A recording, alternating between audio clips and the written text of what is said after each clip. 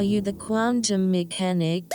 Yes, we are the Quantum Mechanics, the paranormal podcast, reunited after our trip across the United Kingdom. Well, your trip, you were going to some lovely locations. I did go to some lovely locations.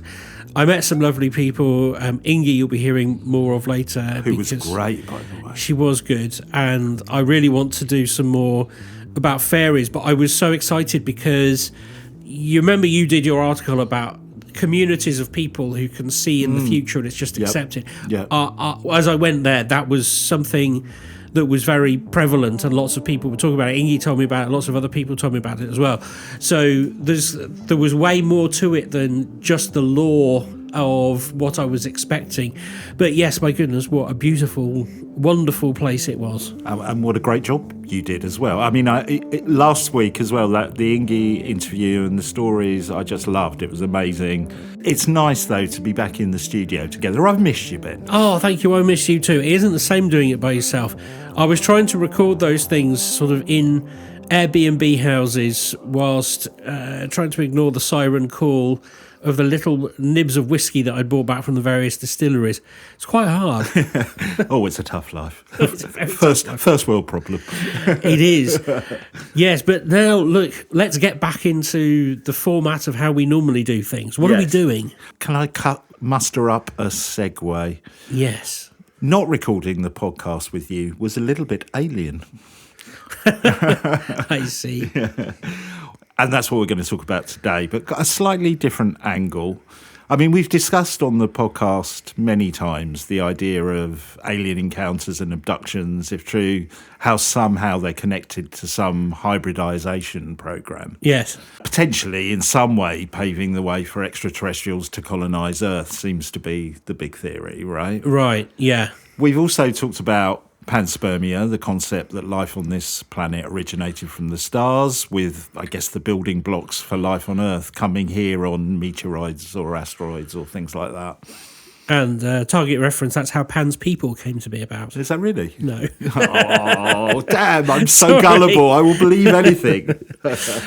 Yes, panspermia, that's one of my favourite sort of ideas. Well, today I wanted to explore a slightly different twist on it. That humans were placed on this planet by extraterrestrials millions of years ago. Oh, like a zoo. Well, I'm going to talk about a book written by Ellis Silver, PhD, and the title of the book is Humans Are Not From Earth, A Scientific Evaluation of the Evidence. That's literally got my name all over it. Yeah, I'm quite excited about this. I thought you'd like it. So I'm going to be referring to the updated edition, which was published in 2017. But for some of the books we featured, it is a reasonably recent book. Right, okay. Let's start with some background on the author. Ellis Silver is an ecologist and environmentalist, and he originates from Wisconsin in the States. He holds a doctorate in limnology. What on earth is that? Glad you asked, Ben. It's the study of lakes and other inland water ecosystems. Ah, okay. So for many years, he was the co-director of a private marine research facility in Texas, till sadly it was destroyed by Hurricane Ike. He now spends most of his time in Europe, North Africa and the Middle East, with occasional forays into Indonesia, his biog says. Most of his time is spent on boats. Sounds like a nice life, doesn't it? It does. It sounds like one of the my early CVs when I didn't have much to put in and go, so quite enjoy mountain biking. I remember when my first ever job, I put down how I was a keen tennis player.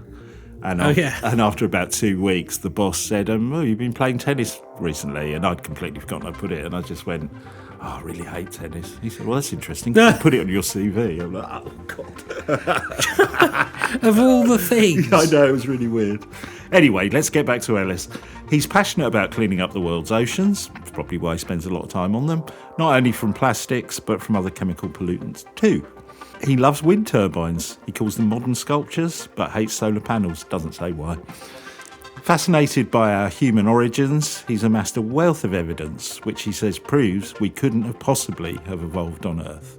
Couldn't find this in the book, but I found it in his bio.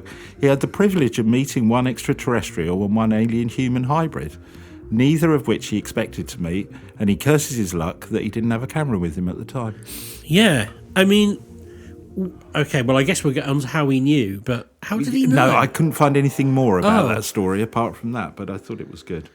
Let's delve into the book, which is very detailed, and it covers a wide range of topics that we love here on the Quantum Mechanics podcast.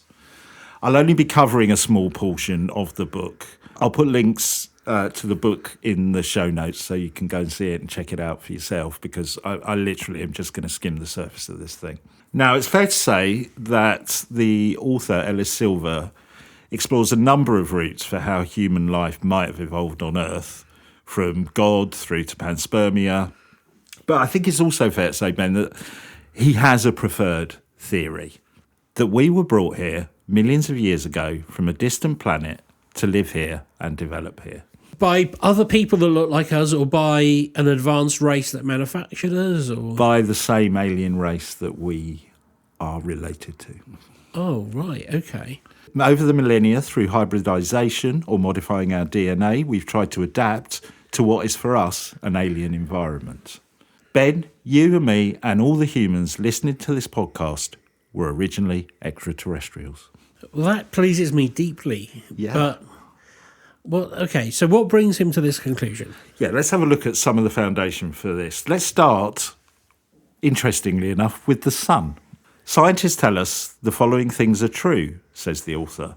The sun formed at about the same time as the Earth. Life on Earth can't exist without the sun. Life has existed on Earth for at least 4.2 billion years, and humans evolved from that life. That all seems fair enough, he says, doesn't it? Yeah. But if that last one were true, that we evolved here, and we descended from a life form that began over 4 billion years ago, surely we'd be used to the sun by now. Well, in what way? So that Well, he says wouldn't give us skin cancer or what? Yeah, you're on the right lines. He says the fact that it causes us so much harm means we have to ask some fundamental questions, such as do we even come from Earth at all? After the billions of years that life has existed on Earth, and with humans now supposedly sitting at the top of the evolutionary ladder, how can it be possible that the sun still hurts our eyes and causes us to injure ourselves? We might expect this in species much further down the evolutionary ladder, but in fact they're all well adapted to it too, just as the birds are. They've been well adapted to it for millions of years. Even our reputed ancestors, the ancient hominins, had prominent brow ridges that shielded their eyes.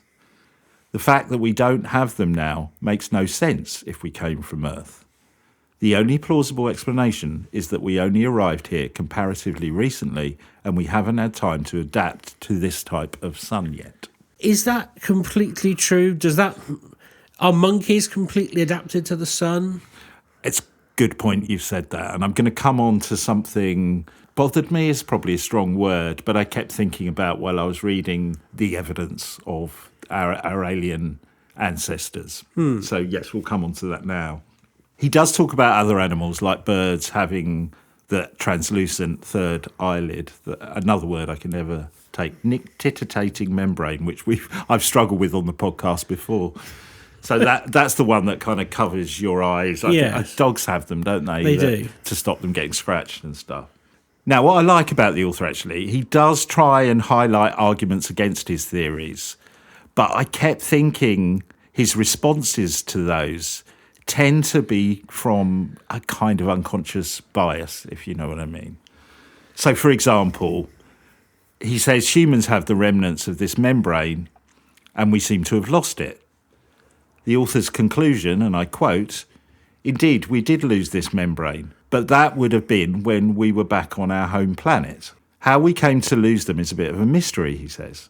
"I suspect it's to do with some of the native hominins' DNA being spliced into our genomes. That was probably done with the best intentions to make us more resilient and better able to withstand living on a planet that doesn't completely suit us." He points out that the hominins and primates lost theirs too, but he concludes that was evolution because they kept living in the trees and the shade. So that highlights something for me that I became conscious of while reading the book. There's a lot of theoretical evidence that purports to show that why we are aliens, why we are unique. But many of these things highlight species who the author says are native to Earth, having similar things. like the monkeys. So, Yeah. We've lost these membranes. That's because we lost them on our home planet. The apes have lost them. That's because they don't go out in the sun much. Do you know what I mean? It's like, well, these are quite big assumptions you're making in that sense. But if none of the great apes have it, we are part of the great apes. Yeah. Therefore, do we not owe that to a common ancestor? That would be my... Yeah, that's a valid point. So I'm not saying the author's wrong, Ben, but I think when I was reading, I tried to find or be more alert to examples that seem primarily unique to humans as aliens in this concept and not reflected in species that are deemed native to Earth. So what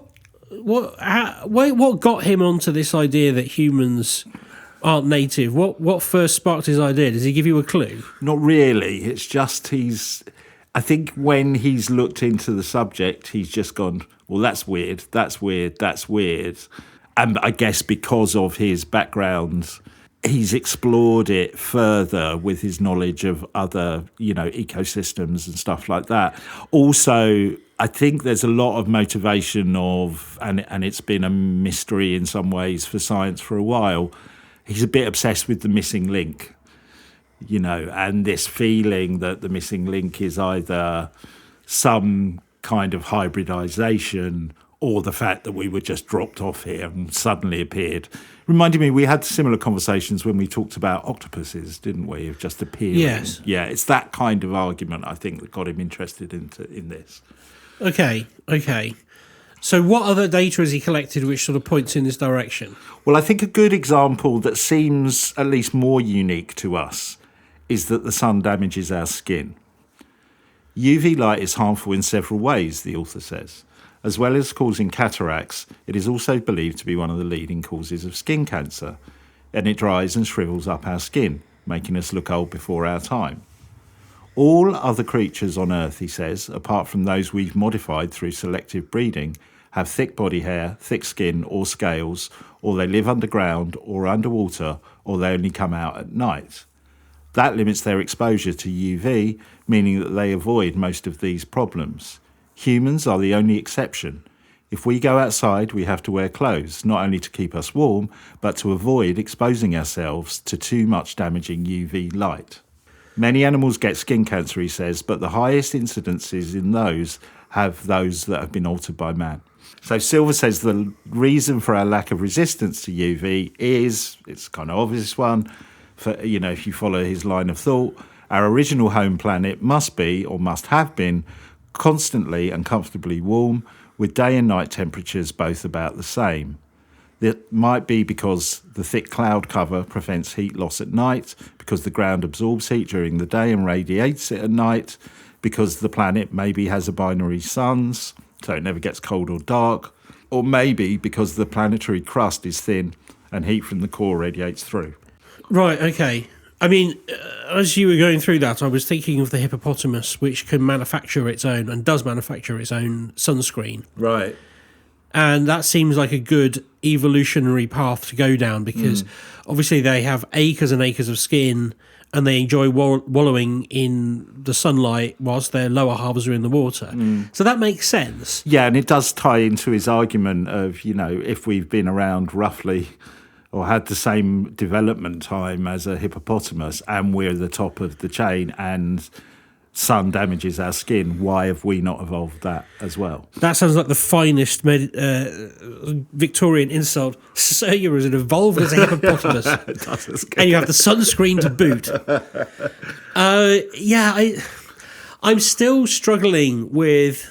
There's a whole load of stuff on this planet which hurts us and hurts other animals. Yeah. Like, don't stand on a volcano. And I suppose that is more obvious. But again, is it not a similar argument to, well, fish can live in salt water, but we can't drink salt water? It's like, yeah, that's because we weren't evolved like that. Well, don't get me onto water. I was going to talk about that later, but I'll talk about it now. Well, before you get onto water, I was just going to say, what if we had lost our fur, which we presumably have done at some point, and that fur used to protect us from the sun, but our lifestyle as we became the race that we are now meant that we lost our hair, therefore lost our sun protection. That was the impact. That was the evolutionary impact on this.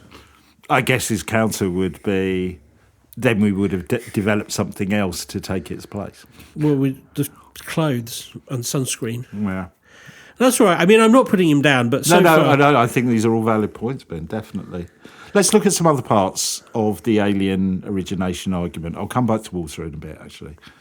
So, compared to other animals, we struggle to cope with the change in seasons and act differently to them. The evidence suggests we must have evolved on a planet with consistent levels of light, probably akin to our early or late summer, in the temperate region on Earth. It was really interesting, actually, when I was reading this bit. It was that day this week when it was about 32 degrees and I was sweating, going, it's too hot, this is the wrong temperature for me. I started going, he's right. Allergies, he talks a lot about allergies, how we've failed to adapt to them. He gives a long list of other health issues and says no other species on Earth suffers chronic disorders like these to the massive extent that we do. Many people, including biologists, say we're omnivores because we eat plants and meat, but that's taking a rather blinkered view of things, he says. We didn't evolve to be able to eat meat, as the omnivores did, and we don't have the digestive system to process it, but we eat it anyway. So, atomically speaking, we're herbivores that eat meat, and that makes us unique. I mean, I would take exception to that in terms of iron. Non-animal derived iron is very difficult for us to digest and use in our bodies.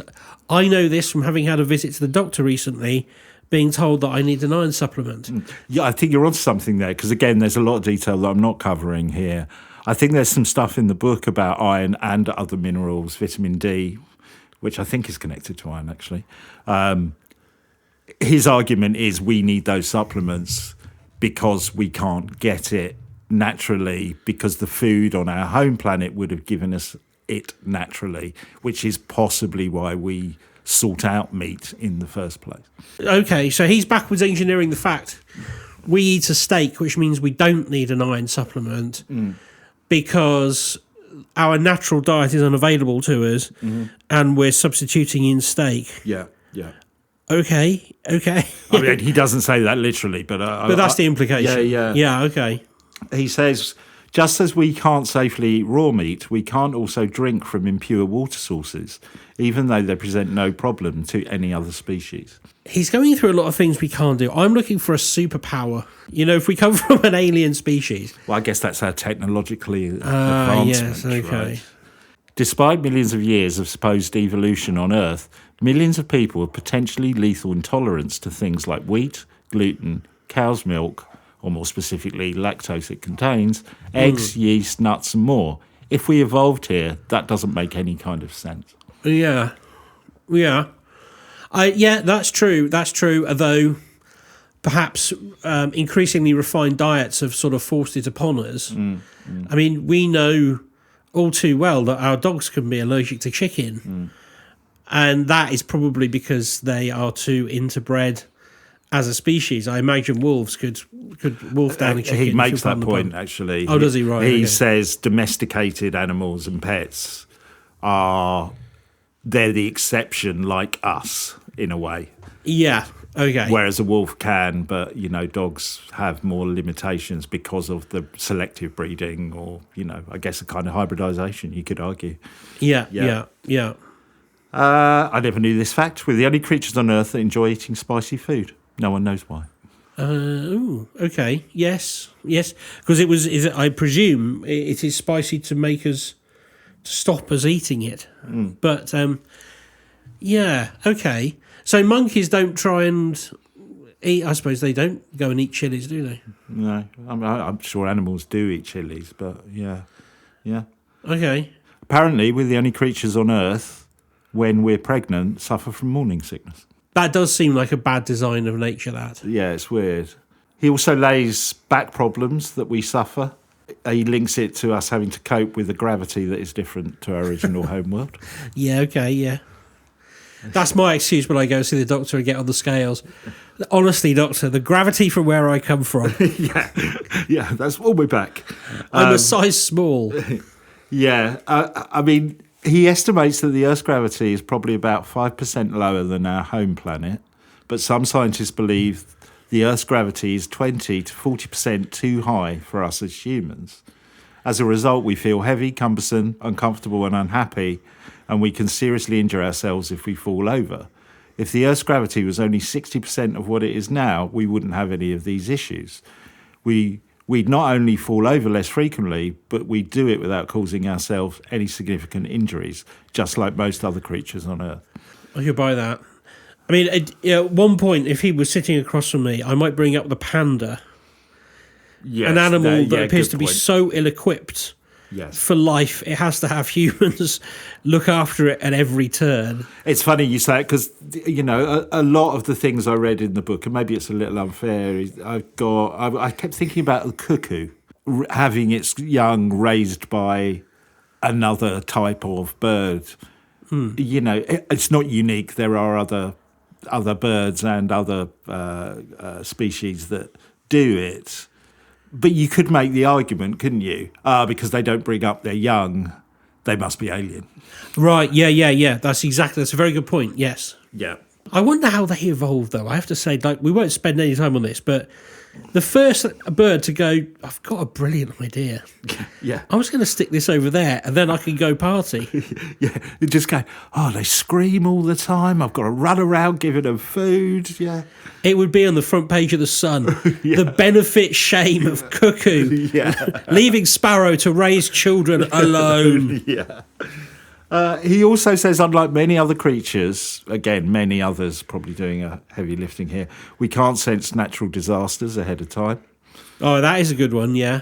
Although I'm not sure that is something exclusive to humans. Not all animals can they? I don't know. It's a similar argument he gives for our poor sense of direction, which the author connects to the Earth's magnetic field being different to our home planet.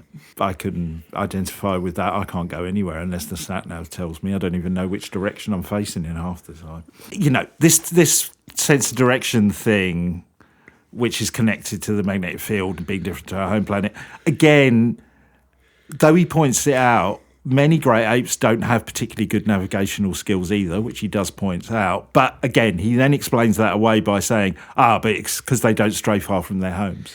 Well, I was just going to say, I imagine gorillas didn't have maps because they just go from one excellent feeding ground to another excellent feeding ground. Yeah. And the way they move around, I would imagine it's the alpha males in the group that sort of decide where they're going. Yeah. And if he gets lost, no one's going to criticise him. Yeah. So, I don't know, that feels very unfair. It's not kind of like they migrate. Well, my partner's the alpha male in our relationship then. Oh, our Tom is. Yeah. But, okay, so is there anything in this which is like the smoking gun, which is like, and of course, the big thing is... It seems to be a lot of different points culminating together rather than one big smoking gun. I mean, we'll come on to it a little bit, but I think... If there is a smoking gun, it's more a smoking question than a smoking gun. Okay. And that is the missing link argument of why we suddenly developed so quickly, relatively. There is an interesting point about defence mechanism and threats from predators, because he doesn't believe we evolved in East Africa. He says if we really evolved in East Africa, the big cats that roam there would have been a huge problem for us. We aren't the slightest bit equipped to deal with these beasts. They're stronger and faster than us. They hunt in well-coordinated packs. Some of them can climb trees faster than we can. Some of them can swim just as fast as we can. And their teeth and claws are designed for attacking larger, faster, more agile animals than us and ripping through the flesh and bone. We have nothing to fight back with the exception of our superior brain power, clubs and rocks. This isn't an evolutionary thing. We didn't arrive on Earth equipped with natural defence mechanisms like sharp teeth, claws, speed, agility, and so on, and then lose them when the need went away. We never had them in the first place. How could we have possibly survived in East Africa when it was rife with dangerous animals? Bear in mind that the big cat populations have declined significantly. There would have been a lot more of them back in the day, and at some point, there might only have been a few hundred of us. The big cats would have outnumbered us, and they could have wiped us out pretty quickly. And there were other predators too, of course, including crocodiles and alligators. It's far more likely that we originated on a planet where we didn't have any predators. The words far more likely are doing so much heavy lifting there. Yeah. Even I'm getting leg strain. But okay, because I was about to say, but there are tribes who live with those animals now. But I think he's also taking us back to our early evolution, where we didn't have clothes. We arguably didn't have tools or weapons. Yet suddenly, if you follow conventional thinking, we survived around all these predators. Yeah, I mean, the conventional thinking says we came down from the trees and began to stand upright, cook food, and become itinerant hunters and gatherers. So, I totally get, I think the out of Africa theory has come up with a lot of problems recently, and there's a lot of people saying that perhaps it isn't the case. Yeah. Which is understandable. I'm surprised that he didn't go into some of the obvious things, like if we do all come from a single planet in the universe, in the galaxy or the universe, I suppose. How come we look so different? Because we've definitely evolved since we've been here. Because Inuit people don't look like British people, who don't look like Chinese people, and there's different coloured skins. So how does he try and explain all that? Does he? I mean, there's so much in the book. I think he does touch on that a little bit. I mean, his get out of jail free card in that sense is, that's part of the hybridization process of adapting to certain areas, and certain living conditions. Okay. Let's look into Earth's atmosphere in relation to us. Silver makes the point that most animals wake up, become more alert when carbon dioxide levels rise, so they can flee from forest fires, etc. But carbon dioxide has the opposite effect on humans, making us sleepy or sedated. That's an interesting one. I didn't know about that. Again, the conclusion here is that we are not from this planet, and although the air on Earth is breathable for us, it's not a perfect match with our alien homeworld. Right, okay. So, Ben, at this point in the book, I felt it was a little bit of an exercise in, here's my theory, and this is how I'm going to stand it up. I mean, in fairness, at least the author does put forward other views, and as we said... We've said this when we've covered other books similar. It's hard to build a narrative around something unless you pick a position or theory to start with, right? Yeah, that's how it works, yeah. So I did have a nagging doubt at this point in the book. If we were brought here, or are extraterrestrials finding a new home, what happened to all the technology? Yes. Where's the Ark ship? Yeah, which I think is Silver's preferred hypothesis, we came here as an advanced civilization in spacecraft, what happened to all that tech? Unless we just dropped off. Coming on to that, because it's a concept that's come up before, and I really like it, because it's a lovely narrative. So in part 2 of the book, the author tries to answer the question. Let's start with violence. Silver says, there are only 3 violent species on Earth: humans, chimpanzees, and dolphins. Violence in this sense means deliberately making trouble and attacking others for the hell of it, rather than fighting over a mate, food, territory, or retaliating when threatened, which many species, of course, do. Mm-hmm. It's one of those weakened arguments for me, though, because as far as I can tell, Silver is not claiming that dolphins or chimpanzees are alien to this planet, just us. So the justification or uniqueness he suggests is, I guess, that humans are far more senselessly violent than those other species, which doesn't necessarily mean that we're alien, right? No, it doesn't. No, but I mean, chimpanzees and us obviously have quite a lot in common. But he's saying that this is something that we've brought with us. Yes. Right. Which leads on to the theory about why we don't have tech. Oh, okay, that's interesting. I'll just say it out. Earth is a prison planet. Oh, there we go. I wondered if that was going to happen. Yeah. So we were put here. What? We're an experiment, but no one's allowed to leave. Well, he says there's a popular theory that the Earth is actually our prison and we were brought here as a punishment. According to the theory, we were a violent, murderous, thieving, lustful, vengeful group of criminals, a menace to society. We were rounded up and transported to a prison planet chosen for its habitability but primitive state and its remoteness from galactic civilization. Yeah, like Cheltenham. No. So every single one of us in our current form was basically told to get out of Dodge. Yeah, we were. Right. We were shipped here, or our ancestors were. Okay, like we did to thieves into Australia. Right, okay. Pretty much. He also says the extraterrestrials may have erased our memories when they brought us here, but they seem to have overlooked the information stored in our genetic memories. We obviously lived in an advanced society on our home planet, and once we had the foundations in place here on Earth, it didn't take us long to start recreating it.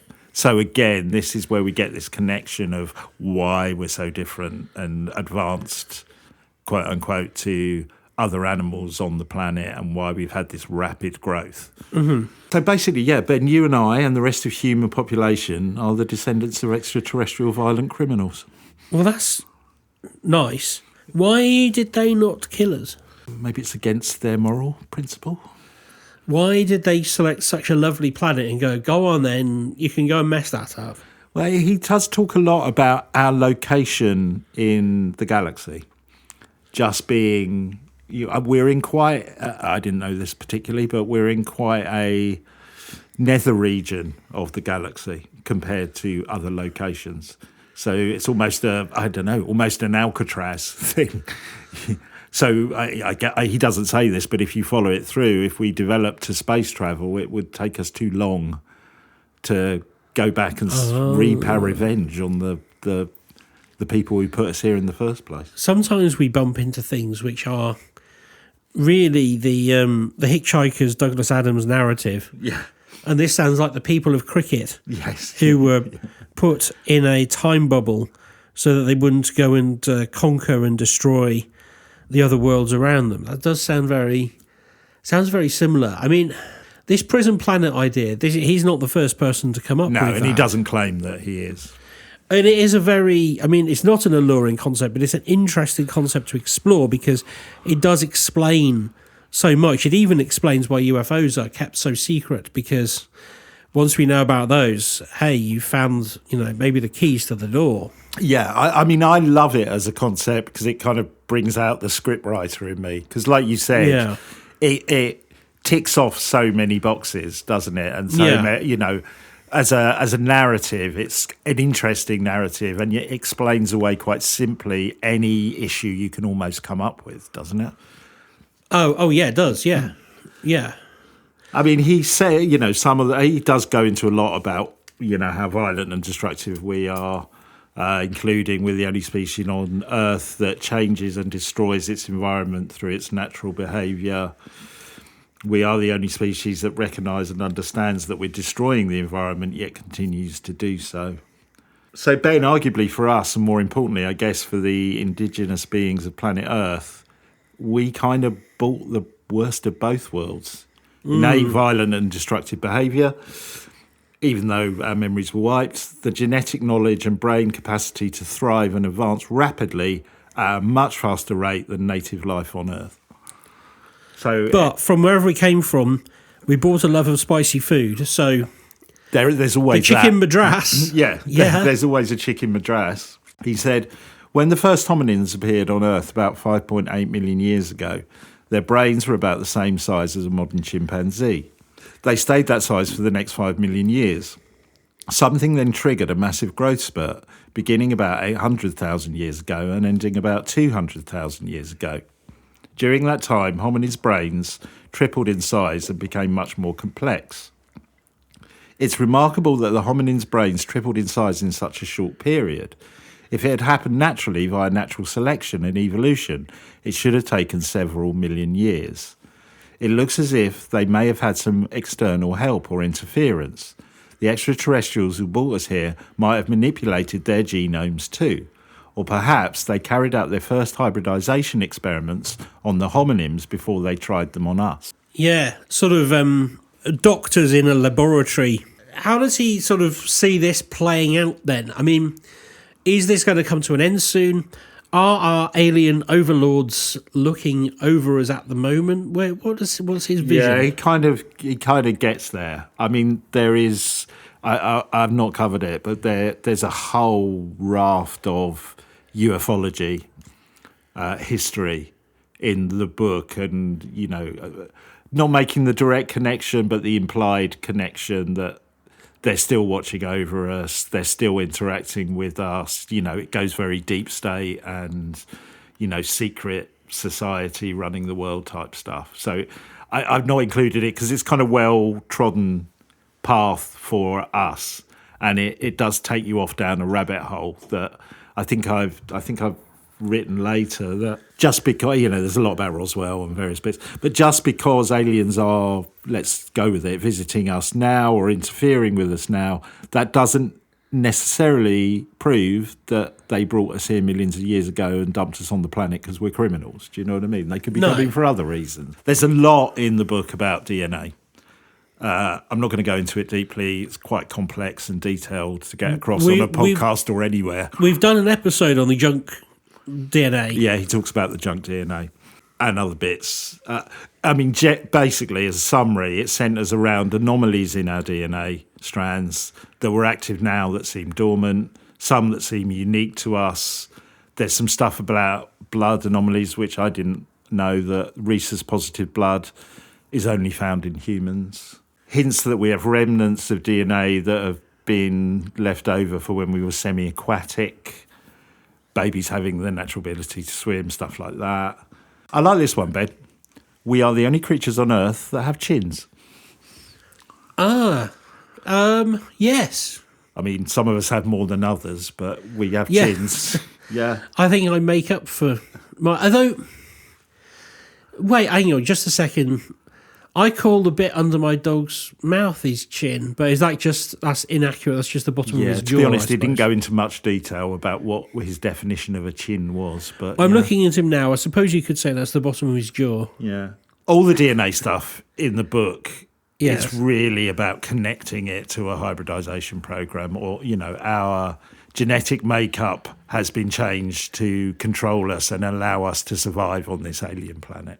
The hybridization program, if it was such a violent race which had to be expelled, why would they want to breed off that? Do they want to tone down that aspect, tone up the Indian cooking ability, and then pair up with us? Does make you think what we must have been like on our home planet if they've toned it down. Yeah, I mean, pretty awful. Yeah. I mean, I have heard...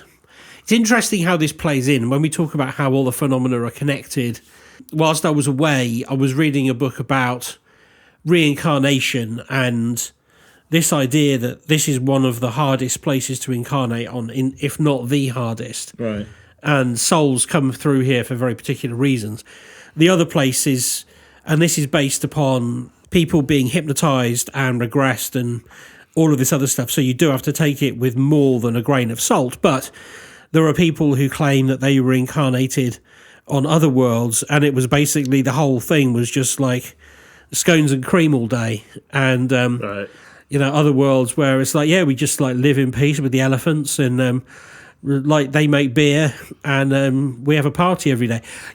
I'm sort of being glib, but that is what they were saying, and this planet is openly hostile to anything that wants to survive in it. Yes, and I think he follows that line more about us than any other species. It's openly hostile to us. There was a bit of me that thought he really isn't a happy man, because there's quite a lot at the start of just how impossible and hideous and difficult it is for us to live on this planet, and how miserable it is. It was it was like Smith's album in parts. It is miserable. It's more miserable for us, I think, than other animals, but that's because we've got such a highly artificial world which we've created to sort of be that way. Yeah. Like the greatest challenge I faced this morning on the way to you was leaving the dog in the car while I found somewhere to have a wee. That is not a challenge that any chimp comes up against because it wees where it stands. I've artificially induced that problem. So I don't know, but that's it. That's kind of this hybridization. Because does he have a like a theoretical motive for this? The theoretical motive, mainly the one he puts forward, is to help us adapt to this not perfect environment. But I think there is a hint of, more of a hint than him talking about it, of control to it. But it's mainly about, this place is an alien place to us. We need to adapt. That needs to be done through hybridization, and explaining why we have Neanderthal, DNA within our strands. That was an attempt to try and help us, but he thinks it's also caused other negative consequences as well. Was that not just an attempt to? We were having special hugs by campfires 50,000 years ago. Yeah, there is a bit about were we brought here to breed with them, but he doesn't seem keen on that idea. It's like an 1830s trip. Yeah, I've been to Cirencester. I'm doing it now. Oh no! But just while we're going through this, one of the things that I try to do with every time we talk about one of these big ideas is kind of match it to, or at least see opportunities where other things would get explained through it. So there's various things there that does, you could argue explain about our evolution, but it doesn't bring us any closer to, for example, understanding paranormal phenomena such as a ghost or a spirit. It doesn't, although he does, I've not mentioned it, but he does touch on ESP and psychic abilities, which he believes that we had potentially on our home planet, which we've either been toned down or we've semi-lost. But for me, that sounds a little bit like people who talk about, isn't it a shame we're not in Atlantis anymore because they get a regression, and they were like, oh yes, I lived on Atlantis and everyone was a telepath, and because everyone knew what everyone else was thinking, it was a dream time. It was an amazing time to be alive. And you're like, yeah, that just sounds like the plot of like a Saturday afternoon 80s sci-fi thing on ITV. I'm very, very reluctant to go along with that. But the counter to that is I very strongly believe that psychic abilities came through evolutionary necessity. So the first thing I thought of when you were speaking about his argument about the big cats in Africa, like it would be an absolute evolutionary advantage if we knew that there was a big cat behind the hedge. Knew they were coming. Exactly. Very similar to the thing that I keep wanging on about, which is the van around the bend. It's the same deal.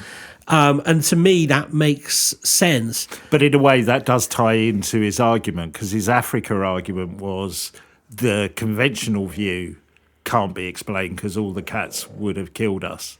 So he doesn't implicitly say what you're saying, but by implication, it was the fact that we were a more advanced alien species that were brought here, which meant we were able to deal with the big cats in whatever way we dealt with them, avoiding them, attacking them, controlling them, whatever it is. Right, I see. Okay. Let's do a little summary of... So I must point out, he's not saying this is the only theory, but I think it's his preferred one. And it's his theory and what it is. Yes. It goes something like this. We're brought here as prisoners millions of years ago. Our memories were wiped. He says it would have started with small groups of test subjects in different locations to see how we coped with different environments. Then there would have been some hybridization and genetic modification to help us survive. And the final thing was, drop the lot of us off and set up prison planet Earth. It becomes fully operational. Now, I get the impression that he does still believe hybridization is still going on to this day, which he ties with alien visitation and alien abduction. Again, it's a well-trodden path we've talked about before. Let's go on to the missing link stuff. He writes, several hominin species would have been present between 400,000 and 500,000 years ago. The Neanderthals, the Denisovans, I think is how you say it? Denisovians were definitely here. Their probable ancestors, the Homo heidelbergensis, I'm not going to say that again, were here too, and perhaps also Homo erectus, although there's some doubts about the dates. Yeah, I knew there was going to be a laugh. If we'd evolved on Earth, our immediate ancestors would probably be the same as the Neanderthals ancestors, any of those groups. But if we compare their skulls with those of modern humans, we can see at a glance there's no way we could have descended from them. They are different in shape, size, structure and weight. Their skulls are much more robust than ours, with pronounced brows and inward-facing lower jaws. If we handle them, their weight is different, immediately obvious. Ours are much lighter. Our craniums are much rounder and the bone is thinner. The sinus structures are totally different too. But look, I mean, I'm not going to make a big thing here, but as I say, I'm looking at my dog and I know he's evolved from a wolf. You show a Cavalier King Charles skull and a wolf skull to an alien, they will say they are completely unrelated. But he would say that's due to humans' hybridisation of your dog. But we could have hybridised. We could have evolved ourselves by taking ourselves off as a species and not requiring those big, heavy skulls. I mean, I have, funnily enough, yesterday it just came up on a news feed and it was an article about there was a gorilla skeleton and a human skeleton. Absolutely striking, I've never seen it, never even occurred to me to look at them. Absolutely striking. Although we are, obviously, I know this is part of his argument, but we do share common ancestry. But he concludes the missing link between the native hominins and the modern humans never existed. The leap from the hominins to ourselves is too great to have occurred in a single jump. We must therefore have evolved on another planet, or we must have been artificially created via hybridisation. So one of the hints identified that seems to suggest hybridisation, or at least some kind of ongoing connection with our alien ancestors, is our ability to make huge technological leaps, which in the relative timeline happen very swiftly. He says, we can identify at least 4 moments in our recent history where we made sudden leaps in progress. The first was around 12,000 years ago with the introduction of agriculture and fixed settlements. The second was around 5,000 years ago when the ancient Egyptians, Greeks, Romans and Chinese civilization made massive and lasting contributions to the modern world. The third was the Industrial Revolution, which began in the mid-18th century, particularly in Britain.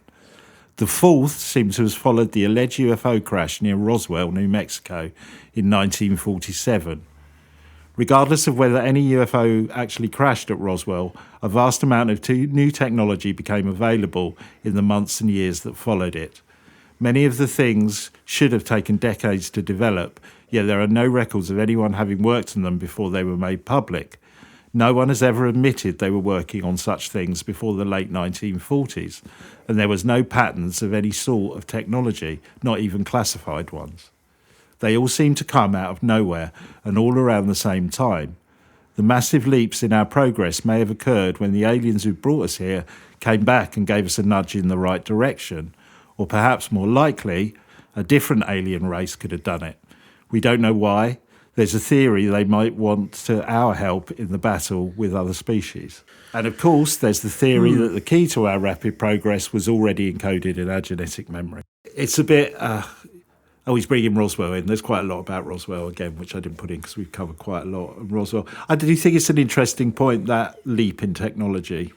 I mean, you could connect it more to the space race, I guess, than necessarily aliens, but it's interesting. The leap in technology after Roswell makes sense and doesn't have to include an origin of man beyond Earth. I agree. It's why I didn't cover it too much in a way, and all the other alien encounters and aliens stopping us, exploding nuclear weapons. Well, and this stuff. is the thing: is like, why did they even let us have them? If they put us here, on a prison planet, we've literally been building nasty stuff behind the scenes, and they haven't done anything. Well, maybe the supervisors or the wardens are just a bit rubbish.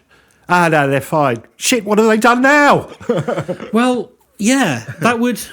I mean, if there ever was a time where they're like, okay, these guys have probably gone too far. Yeah. It's really now. Yeah. Now is the time. Now's the time to come back. Maybe a little nudge to some people. Well, the next chapter in the book made me think of that episode you did quite recently on discrepancies in our historical timeline. Yes, Charlemagne. Yes. So the conventional view is that humans first appeared in Africa around 300,000 years ago. Silver believes we have been on Earth for millions of years, not thousands of years. So the evidence presented for this mainly focus on seemingly man-made artefacts that predate our accepted human timeline. I'm not going to go into tons of detail on this, as many of them we covered in other episodes. There's some new ones that I hadn't come across before, so I may return to them in another episode. These are ooters, out-of-time artefacts, Indeed, right? yeah. So I'd like to go back, because I'm quite fascinated by them anyway, so I want to do them justice. But the upshot, Ben, is that many of these artefacts listed would place humans on Earth at least 200 million years ago. A couple that did stand out that we have talked about before. The London hammer was mentioned, which was found in Texas in 1936. It's a late 1800s hammer found embedded in 400 million year old rock. I think it was good, actually. The author rejected this as either a natural process or hoax rather than a genuine artefact. So he had researched that. Yeah, I think a lot of people think that is like... that seems the most likely. Like sort of lime scale build-up, basically. Yeah. One he did mention and not debunk is another one that we've talked about before. You know that dinosaur carved into the ancient South American temple? Yes, it looks like a Stegosaurus, I believe. Yes. So he does talk about that as if it's a genuine artefact, but we've discussed it. It's most likely a carving of a pangolin rather than a dinosaur. Correct, yes. Yeah. So a bit of a mixed bag when going through these artefacts, which is why I thought I'd like to come back to that topic rather than just take it at face value. Okay. Silver makes the connection with similarities between civilizations that would have had no contact with each other in Africa, Asia, Australia and America in terms of architecture, beliefs, carvings and artefacts. It's something we've picked up on before in terms of cryptid and ghost legends as well, which is another area that I'm really interested in, and I know you are. There is such a big chunk of the book about alien encounter folklore. It's a good summary of the topic, so if you're going to read the book, I'd definitely recommend it. I'm not going into it for three reasons. One, time, we've covered it a lot. And again, that point I made earlier, just because aliens may or still be visiting us, it doesn't mean we are descended from them. So the sort of the Star Trek way of transpermia is that our very, very, very distant ancestors are all common. That's how they get around they all have 5 fingers. Yeah. And that, to me, seems more likely that a travelling comet has been distributing life. Right.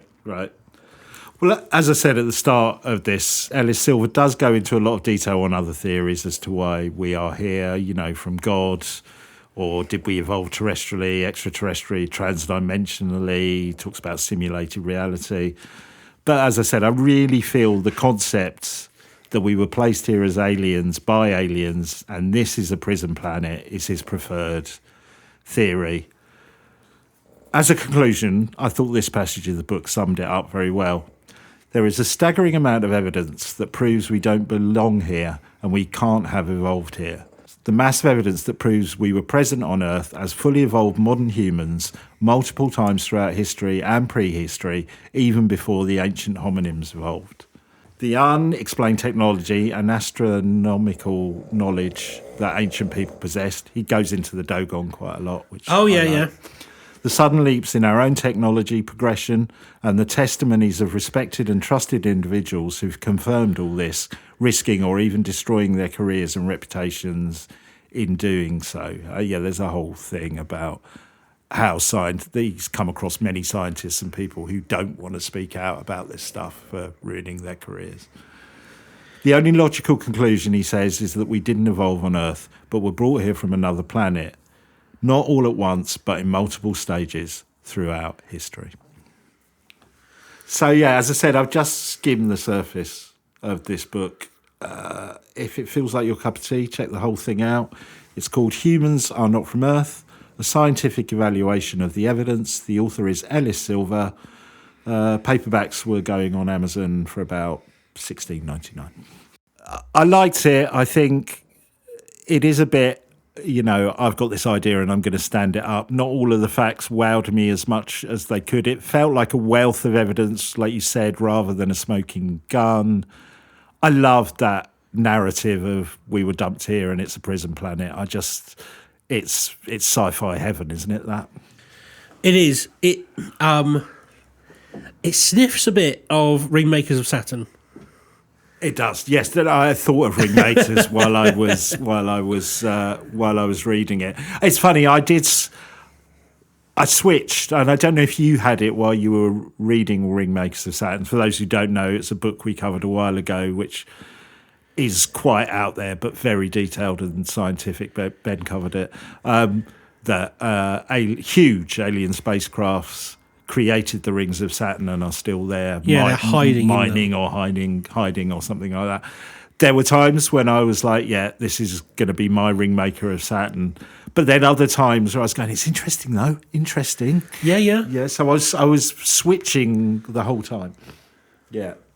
No, it is interesting, and I like the fact that he's presented it in a whole book. It just doesn't sound like you were convinced. It's one of those. As a concept, I'd like to be convinced, in a weird kind of romantic way. I don't know if that's the right way of describing it. Yeah. I would say it didn't convince me. It made me a little more open, maybe, is the way I would describe it. Because I've always been a bit more sceptical about alien hybridization. But actually, in the context of we're a prison planet and trying to adapt to live here, it makes more sense to me. Yeah. No, that makes sense. It's a better narrative rather than makes more sense, maybe is the way to describe it. Yeah.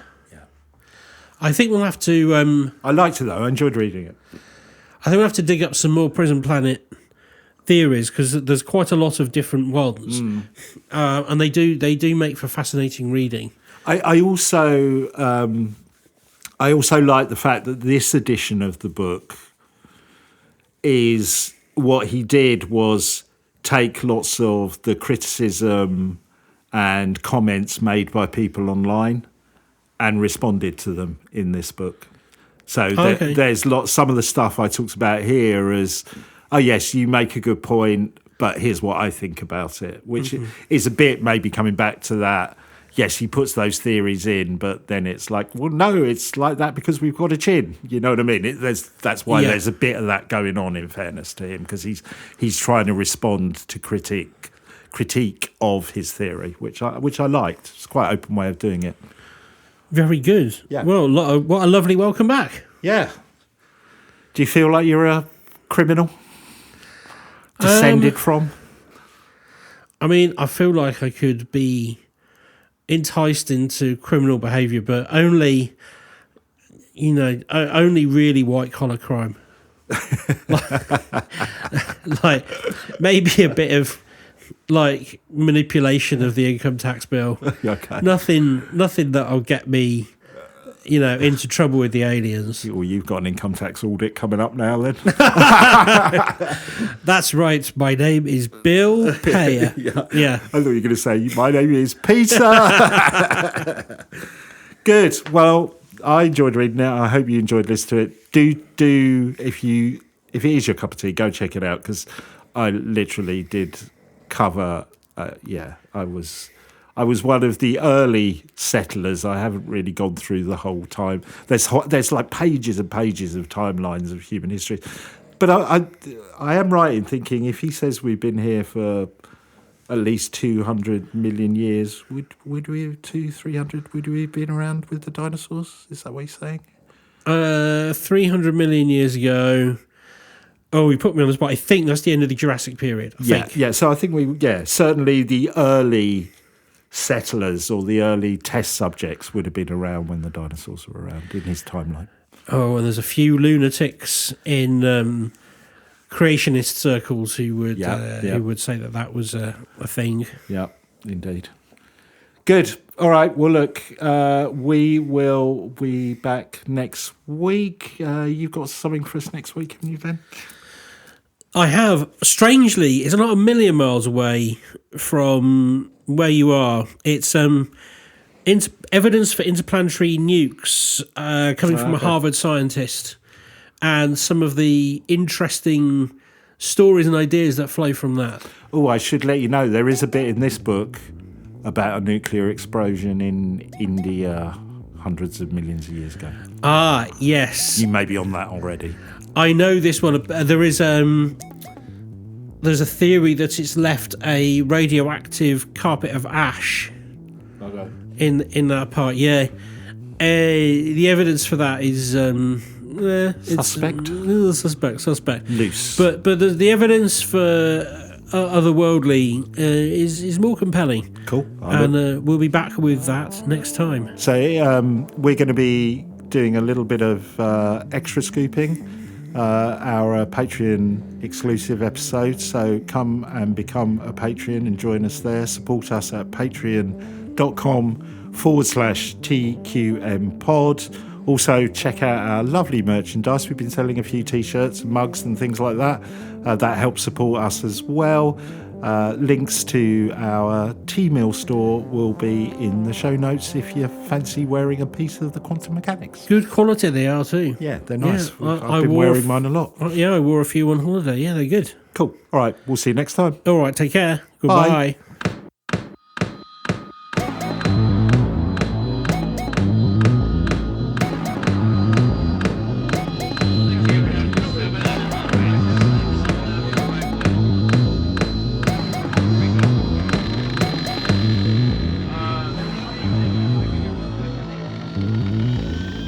Are you the quantum mechanics?